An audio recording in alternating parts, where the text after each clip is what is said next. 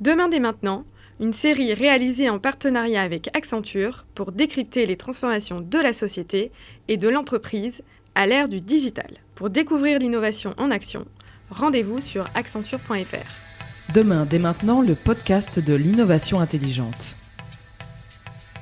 Dans cet épisode de Demain dès maintenant, nous abordons la question de l'innovation. Depuis de nombreuses années, les experts ne cessent de répéter le caractère indispensable de l'innovation. Il en va de la survie des entreprises dans un monde où les progrès de la technologie, tout comme la concurrence, exercent une pression permanente sur leur avenir. Quand tout le monde innove, il devient de plus en plus difficile d'innover. Alors, comment faire pour y parvenir tout de même, Michel ? C'est précisément la question qui hante toutes les directions d'entreprises soucieuses de se préparer à l'étape suivante afin de prolonger leur activité. Plus question désormais de s'endormir sur ses lauriers, tant le paysage change rapidement. Comme vous l'avez dit, la technologie ne cesse de se transformer et la concurrence est définitivement mondiale. Au point que la question n'est plus vraiment l'inventivité, tant les nouvelles technologies génèrent spontanément un flux d'innovation potentiel infini. La véritable question devient comment utiliser ces nouvelles possibilités, comment les appliquer à l'activité d'une entreprise donnée. D'une certaine façon, l'innovation passe du quoi au comment. Cela bouscule les processus classiques qui étaient fondés sur le transfert d'expérience d'une entreprise à une autre. Désormais, chaque situation devient particulière. Exactement. Longtemps, il a fallu développer des technologies spécifiques pour répondre aux besoins des clients. Aujourd'hui, il s'agit de trouver le meilleur moyen d'utiliser les technologies déjà existantes, car ces technologies ont dépassé les besoins. Prenons l'exemple de la voiture autonome, elle est née grâce à l'existence préalable de toutes les technologies nécessaires, des capteurs laser au GPS, en passant par les logiciels de reconnaissance d'images, ou encore la blockchain ou l'intelligence artificielle, qui peuvent s'appliquer dans un très grand nombre de situations. Il faut donc réorganiser les processus d'innovation pour être en mesure d'intégrer les nouvelles technologies utiles pour une activité particulière. Fini le temps où chaque entreprise pouvait maîtriser l'ensemble des composantes de son métier. Il lui faut désormais acquérir de nouvelles compétences, travailler avec des partenaires extérieurs et même avec ses clients pour avoir une chance de trouver des solutions capables de répondre à des besoins qui ne sont parfois pas encore exprimés. On parle maintenant d'écosystème, de co-création, de design thinking. Pour explorer ce nouvel univers de l'innovation, nous nous sommes tournés vers Laurence Morvan, membre du comité exécutif monde d'Accenture et chef de cabinet du PDG. Laurence Morvan, bonjour. Bonjour. Donc vous vous occupez d'innovation au sein d'Accenture et ce sujet de l'innovation est devenu une question importante pour les entreprises, même s'il y a une forme de banalisation de la nécessité d'innover. Comment vous percevez ce problème ? Est-ce que parmi vos clients, cette question existe et sous quelle forme se pose-t-elle ?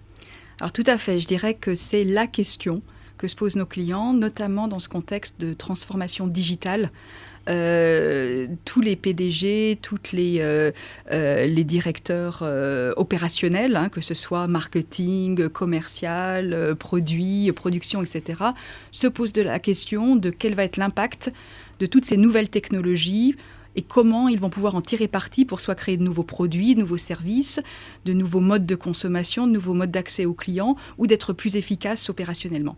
Et donc, l'innovation, maintenant, est au cœur de leur réflexion, à tel point que Accenture, qui était historiquement très connu pour être vraiment un partenaire qui allait accompagner nos clients dans le développement de nouvelles solutions, essaye de plus en plus de pivoter sur l'accompagnement de nos clients sur ces thématiques d'innovation. Alors, le paradoxe, c'est que le numérique offre des possibilités quasi infinies et que c'est justement peut-être cela qui pose problème, c'est de savoir comment s'orienter et comment tirer profit du numérique dans un cas particulier qui est celui d'une entreprise. La problématique pour les entreprises, ça n'est pas celle d'avoir des nouvelles idées, puisque au contraire, on est face à une explosion des nouvelles technologies. Ce n'est pas un problème de créativité, c'est vraiment un problème de trouver quels sont les meilleurs cas d'usage pour toutes ces nouvelles technologies, et notamment celles qui vont pouvoir avoir un impact concret business assez court terme. Donc on est plus sur des problématiques de développement de cas d'usage et d'industrialisation, de mise en œuvre à grande échelle. Alors, est-ce que ça induit des organisations particulières pour favoriser justement la découverte de ces meilleurs cas d'usage ? Tout à fait. Je dirais que pour organiser l'innovation, il faut à la fois des lieux où on va pouvoir mettre et faire travailler en commun des compétences diverses. Donc il faut aussi des talents divers, il faut des méthodes et il faut une culture d'entreprise. Donc, par exemple, en matière de culture d'entreprise et de méthode, nous, on a beaucoup travaillé sur redévelopper nos méthodes de conseil, où historiquement, on était beaucoup plus à être des experts. On arrivait avec une expérience qui était issue du passé et on donnait un conseil à nos clients. Maintenant, on est beaucoup plus dans des approches de réflexion en commun avec nos clients, de co-création, de prototypage, de design thinking, où on repart non pas de la solution, mais on part du besoin consommateur, du besoin utilisateur, et on essaye de rétropédaler vers les problèmes et essayer de trouver les meilleures solutions. Concrètement, est-ce que ça a un impact sur l'organisation des entreprises comme celle de vos clients ?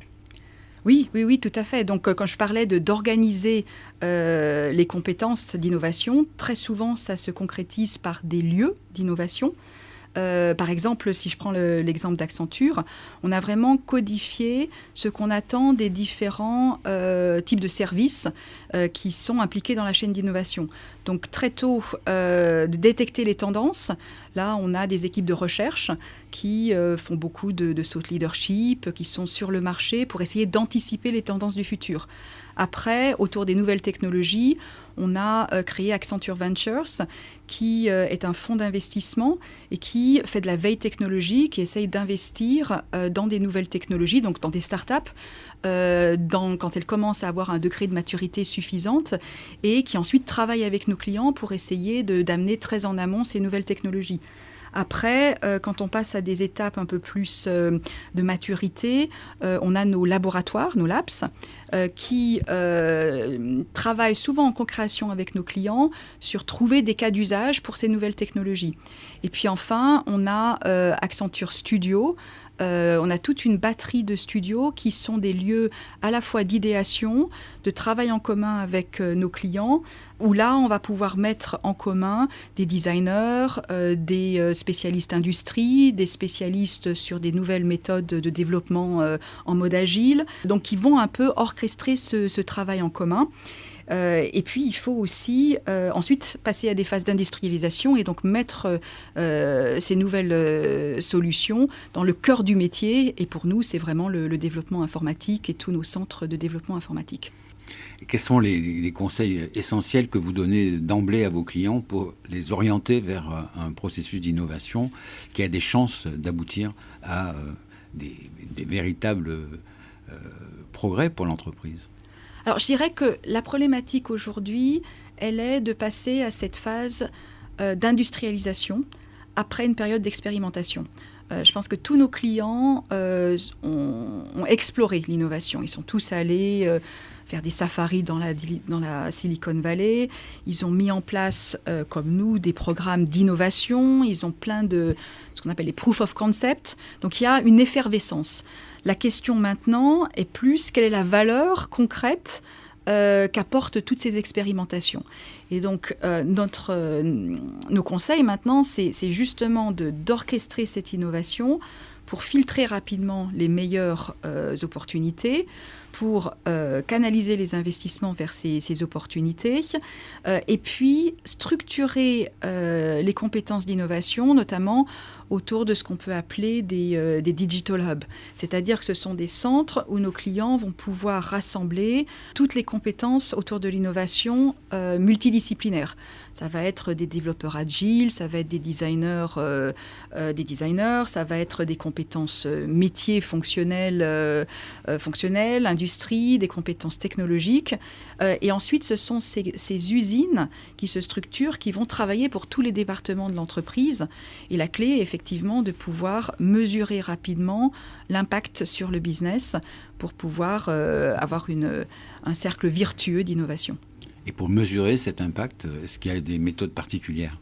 Je pense qu'on reste à ce stade encore beaucoup sur le nombre de patents, le nombre de produits, etc. Mais maintenant, plus cette innovation va être dans le cœur de métier, ça va être l'impact d'efficacité ou l'impact de vente sur ces nouveaux produits ou l'efficacité sur les process. Donc la frontière entre mesurer l'innovation et mesurer l'efficacité du opérationnel devrait disparaître. Est-ce qu'il y a une réduction du délai nécessaire pour faire ce constat de l'efficacité ou pas d'une innovation?